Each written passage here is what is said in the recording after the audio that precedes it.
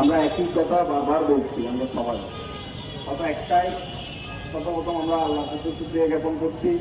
এরপর আমরা যারা ওইখানে গিয়েছি তারা আমাদের প্রতি যে পরিমাণ সহানুভূতিশীল এবং যে পরিমাণ আমাদের প্রতি স্নেহ তারা দেখিয়েছেন, তাদের প্রতি আমরা শ্রদ্ধা এবং সম্মান জ্ঞাপন করছি। সবচেয়ে বড় কথা হচ্ছে আমরা এখানে যারা এসেছি আমাদের অধিকার আদায় করার জন্য এসেছি।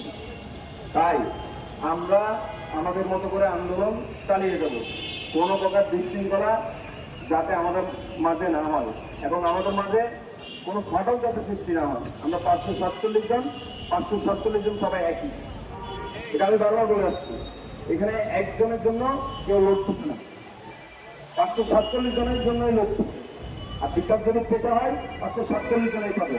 তাই আপনারা দয়া করে সুশৃঙ্খল ভাবে আইন কারো হাতে তুলে না নিয়ে যেভাবে আন্দোলন প্রক্রিয়া চালানো যায় ওই নিয়ম মাফিক আমরা প্রতিদিন শৃঙ্খলার মধ্যে দিয়ে আমরা আমাদের আন্দোলন চালিয়ে যাব। ম্যানেজমেন্টের যে উদ্যোগী কর্মকর্তারা ডিএমডি স্যাররা তারা আমাদের পাশে আছেন, তারা আমাদের সমর্থন জানিয়েছে। তাই আমরা আমাদের মতো করেই থাকবো, কেউ ঢাকা ত্যাগ করবো না যতক্ষণ পর্যন্ত আমরা আমাদের চাকরি ফিরে না পাই।